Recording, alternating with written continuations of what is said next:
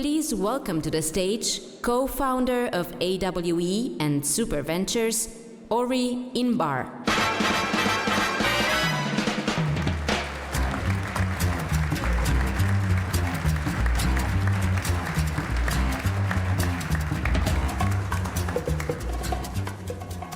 Good morning. For 50 years, computing has been a two-dimensional representation of a three-dimensional world. And it didn't make any sense, right? But now, thanks to many of you, this is over. Are you ready to enter the next dimension with spatial computing? Let's try that again. Are you ready to enter the next dimension? That's what I'm talking about. For the past 10 years, AWE's mission was to help accelerate the arrival of spatial computing. And you stuck with us through this bumpy road. So from the bottom of my heart, I want to thank you all for joining us in the 10th year of AWE and the 4th year right here in Europe. You guys are awesome. Thank you for coming. So spatial computing has arrived, but how did we get here? In December 1968, Engelbert introduced the mother of all demos, which laid the foundation for all personal computing as we know it today. It was presented on a 2D screen and controlled with a 2D input device, the first mouse. Since then, we had to interact with information through a flat interface. It obviously changed the world, no doubt about it, but it wasn't natural. It wasn't designed for how our brains are wired. The amazing thing is that during that same time, in 1968, another breakthrough demo was presented. Ivan Sutherland presented the principles of spatial computing, a three-dimensional display in which the image of an object would change in exactly the same way the image of a real object would change for similar motions of the head. Computing imitating real life, that was a very promising concept. So history had a choice to make: computing in a box or computing that surrounds us. Flatware or spatialware. So how come we chose the 2D unnatural option? Well, in the words of Tom Furness, the grandfather of VR, we all had the dreams, but the tech wasn't there. So how did flatware work for us?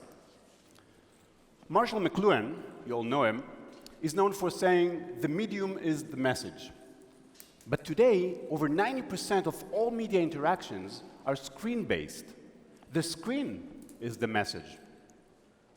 An interesting fact, the old definition of the word screen means to separate. It separates us from information. And that's not natural to humans. Think about what modern computing is doing to us. Carpal tunnel, neck pain, nearsightedness, not to mention the impact on our memory and how we interact with each other. We all try to evolve with new technologies and ignore our DNA roots. But recent trends are trying to take a closer look at the origin of humans. And it's impacting how we think about things like food, exercise, health, and now, technology. 50 years after the ultimate demo display, technology has caught up to our nature. It's finally native to our species. It empowers us to communicate through our natural senses, to interact in space like humans did in the million years before the mother of all demos. Because we are spatial creatures, and so should computing be. The new wave is not just about cool new tech, or even about immersive experiences. It's about putting the human at the center and looking for ways to make humanities better. We are entering the next dimension of humanity. Major ROI is being recognized by large corporations, and consumers begin to appreciate the radical benefits of this new technology. But it goes way beyond that. Spatial computing opens opportunities for knowledge creation and collaboration on a scale that we've never seen before. You all know this. We learn better in 3D, in space, especially when all the sensors are involved. And we also create better in 3D. We actually do it all day, every day, for the past million years, probably. Spatial interactions free us from the shackles of the 2D screen and interface, and it accelerates our ability to create and consume information in space. In his book, *Sapiens*, Harari says that what made the human race, the human species, the ruler of Earth wasn't our ability to think as individuals. It was our ability to think together in large groups. And Wikipedia is a great example of the power of millions collaborating in knowledge creation. Now imagine what spatial computing can do when large groups of people can collaborate and create knowledge in the real world or the virtual world. We could create a spatial Wikipedia. By building on the AR cloud, we can enable millions of people to collaborate not with text, but by visually capturing the collective intelligence of everyone about every person, place, or thing, and then make it available not by search, but at a glance anywhere people go. And it goes beyond just finding information about stuff. This is really about getting knowledge or a deeper understanding about how the world itself works, about how we can operate everything in our lives. Wikipedia was an unprecedented achievement for humanity. I believe that the spatial Wikipedia will eclipse it manyfold. It will be much bigger and will have a much bigger impact on humanity. And no, it's not going to look like this. There will be much less text and way more visuals and other triggers for our senses. And this is because we process information, visual information, much faster than we process text. So to create the spatial Wikipedia, we'll need three things. First, it must be spatial, no text bubbles, but really embedding the 3D content in the space, in the world around us. It must have wiki capabilities, the ability for many people to edit and collaborate. And we must have a new kind of creator. Creators that understand how to embed content, how to place content in the world around us. So what's a spatial wiki like? In 1995, the original wiki was revolutionary as defined by Cunningham as a website that allows visitors to make changes, contributions, or corrections. Pretty straightforward. So how does this definition evolve into the next dimension? Is there a word for what replaces websites? I'm going to try to use the word on-site, right? Because it happens right in front of you, anywhere you go. Let's try that. So the spatial wiki could be defined as an on-site that allows visitors to make changes, contributions, or corrections in space. How does that work? Well, it sounds very similar to the old wiki, but the two small differences, changes, are pretty significant. And it won't be as easy as taking existing websites or apps and dropping them into a space. We have to completely rethink and completely redesign how information is accessed. And we need a new kind of language, a new kind of creator. The good news is that after peak hype and some early disappointments this decade, the foundation is here, and it's good enough. Of course, there's still plenty of hard tech problems that we need to solve, but the barriers to entry for creators have been knocked down. There are no more excuses. And that's why we declare this year the year of the creator. And everyone can be a creator in this new age. We are entering the next dimension of creation. And now it's up to you, the creators, to define the new spatial language and to create experiences that are essential to every single person on Earth. Do you notice, by the way, that we haven't talked about AR, VR, or XR so far? Yeah, we prefer to use the overarching term of spatial computing. AR, VR, MR, XR, these are all, and a lot of AI, by the way, are all tech terms that are enabling the creation of spatial computing. And the word spatial is really what separates this new wave from all the previous ones. So let's look at its transition from flatware to spatialware. It's going to be pretty radical. It has profound impact on how we interact with the world. Searching for information will go from typing to gazing, or talking, gesturing. Navigation changes from hypertext to hyperspace.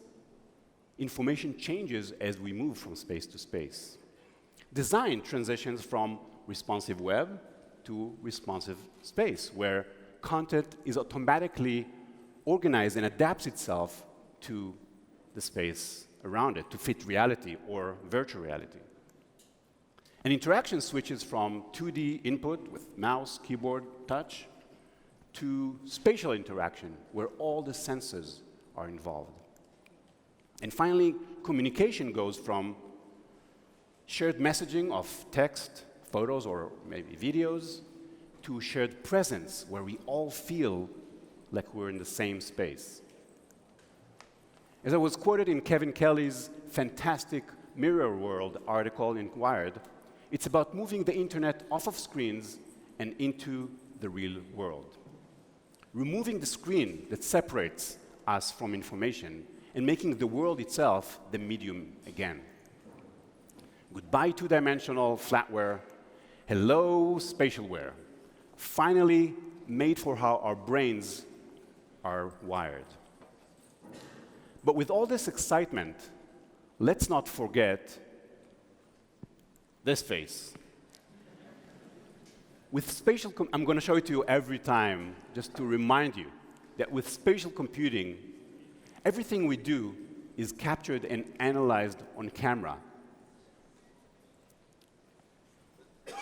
And that will allow corporations to even get more and more personal information about us. So to make sure the future is indeed private, let's remember that face in every step that we take in the road to spatial computing. It's the 10th year of AWE, and AWE is entering its next dimension as well. Since inception, it has been a reflection of the industry, and we like to think it also helped shape the industry. So to understand what the next 10 years have in store for us, here's a brief history of the past 10 years through the AWE lens. So AWE was born in 2010 as a tiny gathering of AR enthusiasts. I was asked many times, what sparked the birth of this event at that particular time?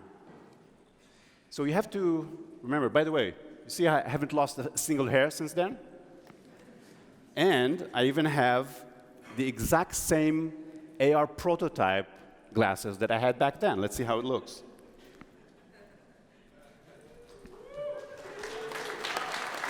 Almost the same. Awesome. So at the end of 2009, if you go back to that time, the industry was experiencing a major transition. For decades, AR was exclusively in the research domain, in labs and universities around the world. And VR, of course, was dormant since the 90s. AR looked mostly like this: ridiculous and awesome at the same time. Then, all of a sudden, came the iPhone, Android phones, Kinect, Google goggles. R&D investments are starting to shift towards large corporations and some brave startups And webcam-based AR campaigns by major brands are starting to pop up everywhere. A new industry is born, and overnight interest in AR skyrockets. The fascination among Fortune 1000 is reflected in the companies that attended the very first AWE in 2010, and many of whom are still leading in AR today. And the top AR startups back then were these guys, including Munich's very own Metaio. Give it up for Metaio, those who remember. So 10 years later, about a third of these companies have been acquired by large corporations and became the foundation, the AR foundation, at companies like Facebook and Apple. But many are still with us today, still going strong, and that's pretty amazing. So I think they deserve a big round of applause for an awesome endurance. Give it up for these guys.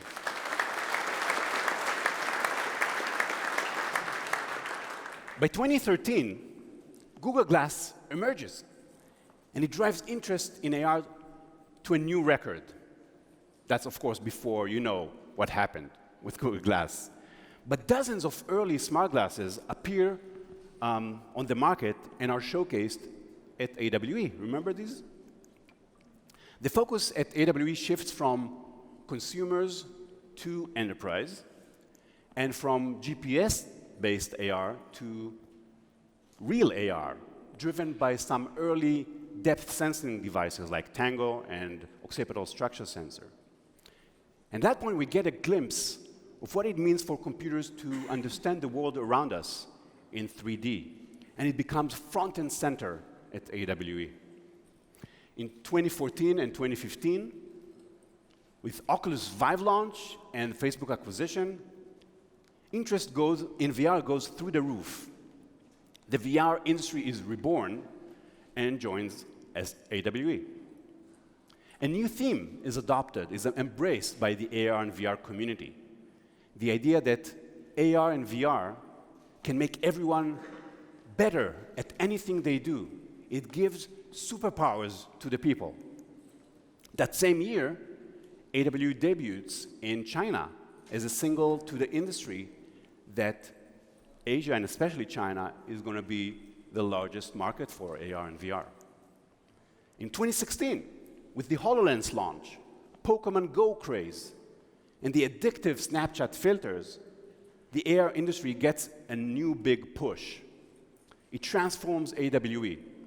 New appetite for smart glasses, and new demand for games and social AR.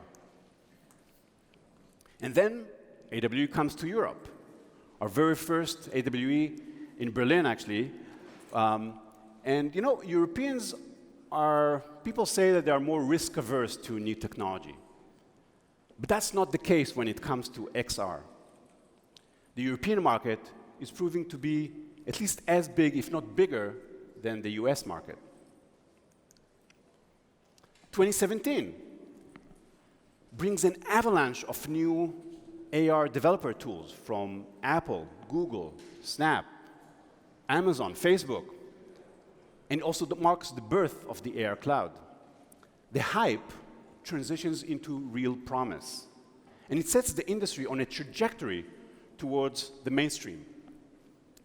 And the AWE Expo Hall becomes the main attraction, real products for real customers. Meanwhile, we turn the industry's attention to using these powers for the good of society, harnessing spatial computing to tackle humanity's biggest challenges.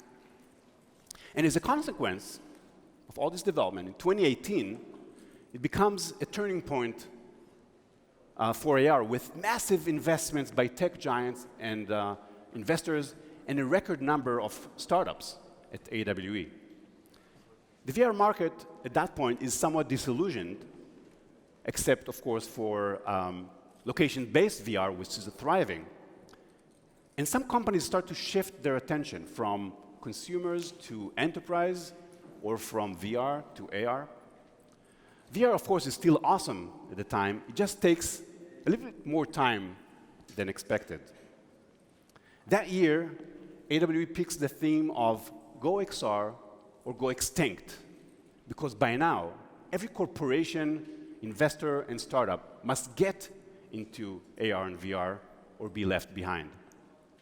And indeed, an incredible number of Fortune 1000 companies attend AWE to showcase their achievements.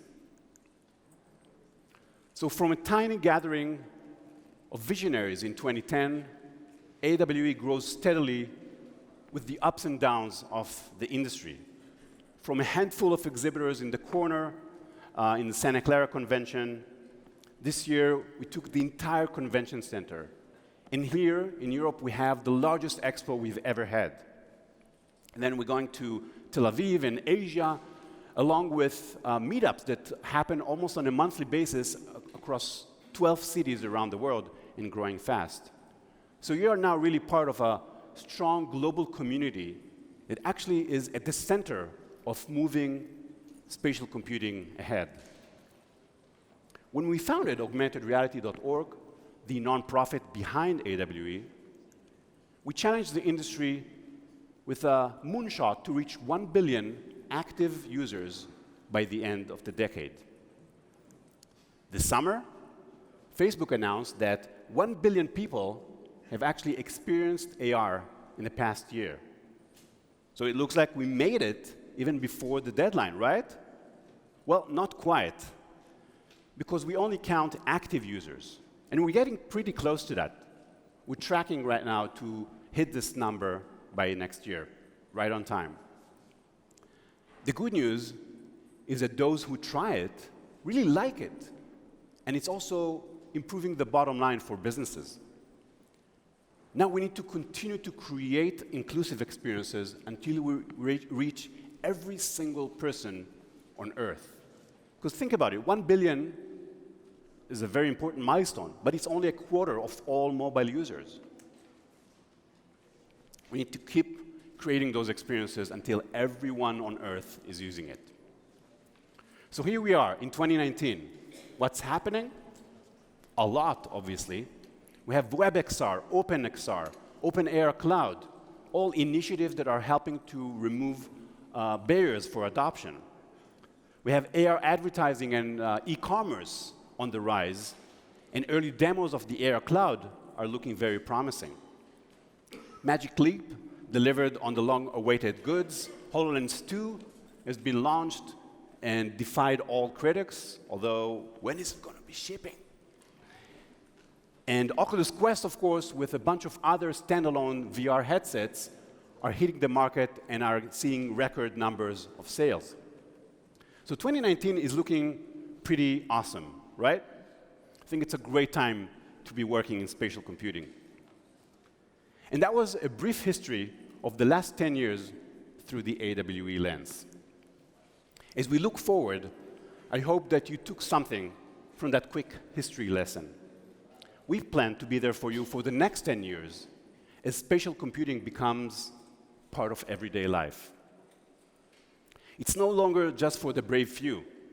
In the next 10 years, it's for everybody.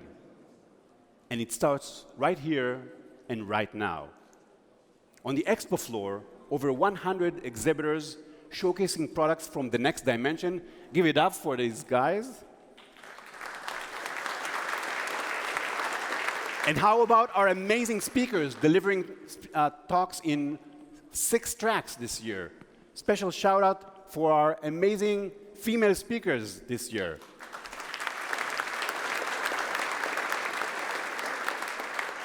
And many thanks to our partners who help spread the word about AWE and make it awesome. And above all, big thanks to our sponsors who make this event possible. Thank you, guys.